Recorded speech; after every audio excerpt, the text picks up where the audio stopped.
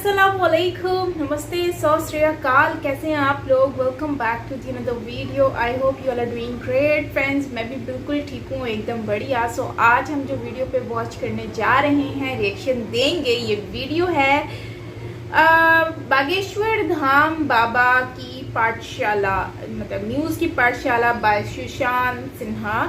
और इसमें बागेश्वर धाम बाबा जो हैं उनके ऊपर आज एक न्यूज़ निकल के आई है जो कि हम आज देखने जा रहे हैं। तो जल्दी से चलते हैं और इस वीडियो को वॉच कर लेते हैं। सो फ्रेंड्स, अगर चैनल पर न्यू हैं तो आप लोग जल्दी से फॉलो कर लें, सब्सक्राइब कर लें चैनल को, बेल आइकन को ऑल नोटिफिकेशन पे भी प्रेस कीजिए ताकि सारे वीडियोस आपको मिलते रहे। तो वीडियो को स्टार्ट कर लेते हैं। So yes, let's start the video and here we go. पाठशाला में अब अगला चैप्टर आपको बताऊंगा कि बागेश्वर बाबा की पर्ची कोर्ट में खुली तो बवाल कैसे मच गया, बागेश्वर बाबा को रोकने के लिए फर्जी एजेंडा कौन सेट कर रहा है, और बागेश्वर सरकार ने द केरल स्टोरी का पर्चा बनाया तो क्या मिला।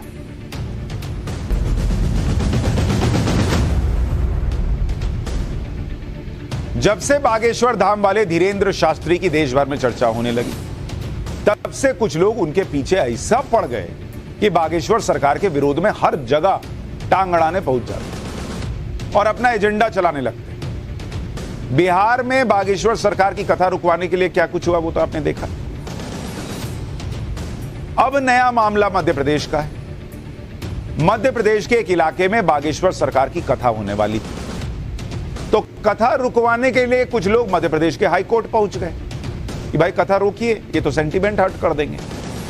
लेकिन जब जज के सामने अर्जी पहुंची तो कथा रुकवाने के लिए गए वकील से सवालों के जवाब देते नहीं बना। जज के सामने उल्टी सीधी बहस उसने शुरू कर दी वकील ने। इसके बाद जज साहब ने इस वकील की कैसे क्लास लगा दी। पहले उसका छोटा सा हिस्सा देखे, फिर आपको दिखाऊंगा कि किस तरह का केस ये लोग बागेश्वर सरकार की कथा के खिलाफ लेके गए थे और कैसे वहां एक्सपोज हो गए कोर्ट के अंदर बागेश्वर सरकार के विरोधी, वो दिखाऊंगा। लेकिन पहले देखिए कोर्ट के अंदर कैसे गर्मा गर्मी हुई।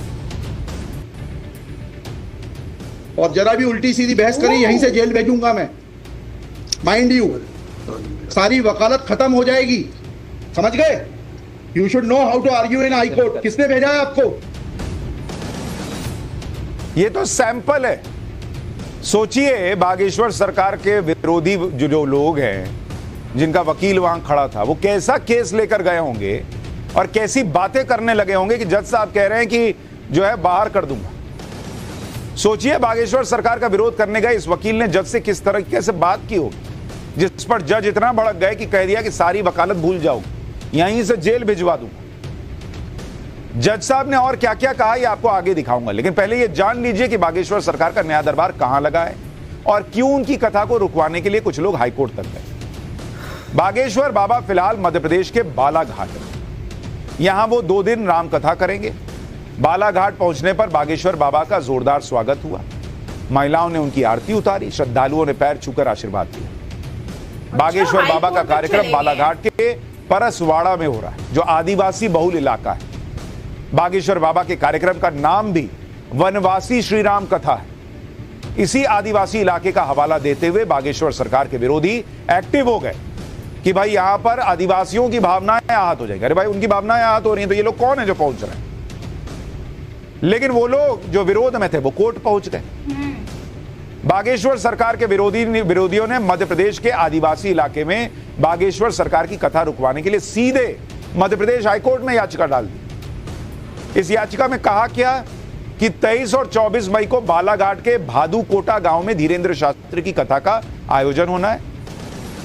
यह पूरा इलाका आदिवासी बहुल क्षेत्र है। बागेश्वर बाबा के धार्मिक आयोजन से आदिवासियों का हित प्रभावित होगा। कैसे बॉस? जिस जगह पर कथा का आयोजन होना है वहां आदिवासियों के भगवान का स्थल है, वहां पर बागेश्वर बाबा की कथा का आयोजन होने से आदिवासियों की मान्यताओं का अपमान हो जाएगा। इसके अलावा इस तरह के आयोजन के लिए ग्राम सभा की अनुमति लेना जरूरी है, जो नहीं ली गई। मतलब पूरा आदिवासी सेंटिमेंट से जोड़ दिए कि वहां प्रभु श्री राम के बारे में बता देंगे, कथा कर देंगे, तो आदिवासी सेंटिमेंट हट हो जाएगा, उनके भगवान की जो है वो का अनादर हो जाएगा। ये क्या बात है? लेकिन जब याचिका पर सुनवाई हुई और जज साहब ने सवाल पूछने शुरू किए, और वही सवाल पूछे जो आपके मन में भी आएंगे कि बॉस ये सब कैसे होगा, जरा बताओ जरा। तो बागेश्वर सरकार का विरोध करने वाले वकील के पास कोई सीधा जवाब ही नहीं था। जज साहब पूछ रहे थे सवाल पे सवाल, तो बागेश्वर सरकार का विरोध करने वाले वकील इधर उधर की बात कर रहा था। बाद में उल्टे जज से ही बहस करने लगा। इस पर कैसे हाईकोर्ट के जज ने उसकी क्लास लगाई, एक बार वो देखिए। और जरा भी उल्टी सीधी बहस करी यहीं से जेल भेजूंगा मैं, माइंड यू। सारी वकालत खत्म हो जाएगी, समझ गए? You should know how to argue in high court. किसने भेजा है आपको? ये तो शुरुआत थी। आगे बहस के दौरान याचिकाकर्ता के वकील हाईकोर्ट के जज के किसी भी सवाल का सही से जवाब नहीं दे पाए। ऊपर से जज से ऊंची आवाज में बदतमीजी से बात करने लगे। इस पर जज ने कहा कि जिस दिन जेल भेज दिया सारी वकालत खत्म हो जाएगी। वो हिस्सा भी सुनिए। जज साहब को गुस्सा आ गया क्या है आपको ये पिटीशन फाइल करने के लिए? कहाँ है ऑथराइजेशन? पहले ऑथराइजेशन बताइए पिटीशन फाइल करने के लिए। तजीब से बात करना सीखो।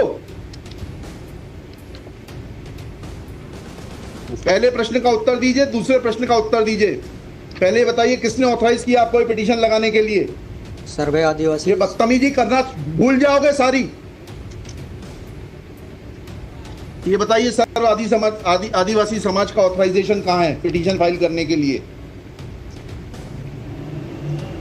इसमें तुम लोगों ने ये सोच लिया है कि बदतमीजी करके तुम जो है अपने आप के लिए बहुत बड़ी टीआरपी कलेक्ट कर लोगे। तुम ये भूल जाते हो कि जिस दिन हमने जेल भेज दिया उस दिन सारी वकालत बंद हो जाएगी। सॉरी बोल रहा हूं। You should be sorry. तुम लोगों को सिखा के भेजा जाता है कि बदतमीजी करो।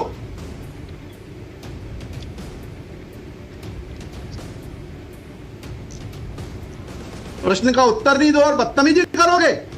सॉरी बोलता है ना, और फिर बोलते हो आप सुन नहीं रहे। हम पिटीशन पढ़ के आते हैं, हमें मालूम है क्या सवाल पूछना है।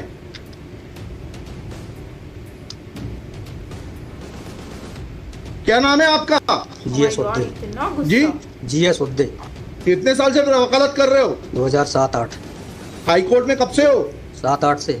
हाँ, तो तुम्हें वकालत करने का सिखाया नहीं कि कैसे कोर्ट से बात की जाती है? आप ये देखिए कि मध्य प्रदेश हाईकोर्ट के जज ने बागेश्वर सरकार की कथा का विरोध करने वाले याचिकाकर्ता के वकील से बेसिक सा सवाल पूछा कि वो सिर्फ इतना बता दे कि वो कौन सी मान्यताएं हैं जो बागेश्वर सरकार की कथा के आयोजन से आहत हो जाएंगी। उन्हें किसने भेजा है, ऑथराइज किया है कि जाइए आप ये याचिका लगाइए। इन बुनियादी सवालों का भी जवाब नहीं देते बन रहा था वकील से। लेकिन बागेश्वर सरकार की कथा रोक दीजिए। और जवाब इसलिए देते नहीं बना क्योंकि बागेश्वर सरकार की कथा के विरोध का कोई लॉजिक ही नहीं था। सिर्फ एजेंडा लेकर ये लोग कोर्ट में गए थे। इसलिए जब हाईकोर्ट के जज ने याचिकाकर्ता के वकील से बार बार सवाल पूछा कि आखिर आदिवासियों से जुड़ी मान्यताएं क्या हैं, बागेश्वर बाबा की कथा सुनाने से उन मान्यताओं का अपमान कैसे हो जाएगा जी, तो इनका जवाब याचिकाकर्ता के वकील ने नहीं दिया, बल्कि वो संविधान का हवाला देने लगा। और इसी बात पर जज को गुस्सा आ गया और उन्होंने कोर्ट रूम में ही वकील को जमकर फटकार लगाई। यह कि पंडित धीरेन्द्र शास्त्री द्वारा जहां ग्राम भादुपुर तक कथावाचन किया जाना नियत किया गया है, उक्त ग्राम स्थान पर आदिवासियों को पैंट थाना बड़ादेव भगवान स्थल है, जो कि आदिवासी गौण समाज के लिए आस्था का प्रतीक है। अतः उक्त ग्राम स्थल पर कथावाचक के आयोजन से आदिवासी। बताइए बड़ा देव भगवान स्थल जो है जी, वहाँ से जुड़ी हुई क्या मान्यताएं हैं और उन मान्यताओं का कैसे किसी के कथावाचन करने से अपमान होता है? दो सवालों के जवाब दीजिए, फिर आगे बढ़ते हैं। उनके पूर्व से पहले बताइए क्या मान्यताएं हैं, कहाँ लिखा है आपने पिटीशन में उनकी क्या मान्यताएं हैं? माय लॉर्ड में आप कहते हैं कि किसी की मान्यता है तो उस मान्यता के संबंध में विस्तृत विवरण होना चाहिए याचिका में। क्या विवरण है बताइए? इसमें माय लॉर्ड में पढ़ के बता रहा हूँ। कहाँ से पढ़ के बता रहे हैं? पिटीशन में। हाँ बताइए, पैराग्राफ नंबर। पैराग्राफ 1 है माय लॉर्ड। उनसे इतना तो समझ लीजिए हम आपसे सवाल क्या पूछ रहे हैं। दिक्कत यही होती है कि उस वकील को खड़ा कर देते हैं जिसको सवाल का उत्तर देने का भी वो नहीं है। I am asking you a direct question that when you से ऑन पेज 12 कि बड़ा देव भगवान स्थल है और उससे आदिवासियों की मान्यताओं को, आत्मसम्मान को ठेस पहुंचेगी। जी, मैंने आपसे सवाल पूछा, इन बड़ा देव भगवान से जुड़ी हुई क्या मान्यताएं हैं और उन मान्यताओं को किसी कथा के करने से कैसे ठेस पहुंचेगी? अब आपका हिंदी में भी बता दिया सवाल, अंग्रेजी में भी बता दिया, उसका उत्तर दीजिए पहले। माय लॉर्ड, उस जगह के अलावा अन्य दूसरे स्थान पे अगर कराया जाए तो कोई विरोध नहीं है वहाँ। अरे पहले हमारे आप सवाल का जवाब नहीं दे रहे। Who are you to decide कि कौन से स्थान पर होगा, कौन से स्थान पर नहीं होगा?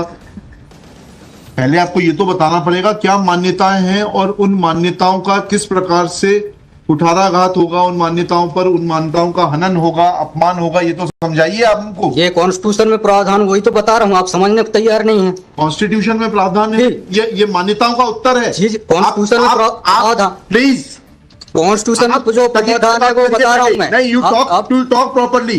आप ये मान्यता, ये आदिवासियों की मान्यता है, कॉन्स्टिट्यूशन में कहाँ दी है? पढ़ के बताइए। बता रहा हूँ ना। हाँ बताइए। हाँ, आप सुनने को तैयार है नहीं है, कुछ भी बोले जा रहे हैं जबरदस्त। अरे let notice be issued for contempt against the council. शुभ नाम बताइए आपका। जज साहब पूछ रहे हैं कि काहे से भाई मान्यता जो है वो जुड़ी हुई है और वो आहत हो जाएगी, ये बता दो। वकील बताने को तैयार नहीं, फिर जज साहब को ही कहने लग गया कि आप जो है वो सुनने को तैयार नहीं है, आपको आप सुन नहीं रहे हैं। तो जज साहब ने कहा इसको अवमानना का दो नोटिस। फिर उसी के बाद वो बमक गए, नाराज हो गए कि है जेल भेज दूंगा। हाईकोर्ट के जज ने जब इस वकील से पूछा कि आप किस आधार पर आदिवासी समाज के प्रतिनिधि बनकर कोर्ट में आ गए, आपको किसने ऑथराइज किया कि आदिवासी इलाके में बागेश्वर सरकार की कथा को रोकने के लिए आप कोर्ट में याचिका लगाएं, इसका भी जवाब नहीं दे पाया ये वकील भाई। देखिए वो हिस्सा भी। आज ये टाइप कॉपी पढ़ रहा हूँ मैं जी। आज दिनांक 10/5/2023 दिन बुधवार को समाज की संयुक्त बैठक श्रीमान धोरा सिंह मस्कोली जी की अध्यक्षता तथा बालाघाट जिले के समस्त आदिवासी समाज सामाजिक संगठनों पदाधिकारियों सामाजिक कार्यकर्ताओं को उपस्थित महिला पुरुष एवं युवाओं को उपस्थित हो सहमति बैठक कार्यवाही सगाजन को विचार मनन कर निष्कर्ष लिया गया जाकर निर्णय लिया गया कि निम्नानुसार है। भारतीय संविधान के अनुच्छेद 244(1)(5) अनुसूची के तहत अनुसूचित क्षेत्रों में पैसा या 1996 के नियम 22 के तहत कहाँ है लेटर हेड, कहाँ है ऑथराइजेशन? लेटर हेड लगाए प्लेन कागज पे कोई बैठक कार्रवाई कर लेंगे, उसका कोई औचित्य थोड़ना है।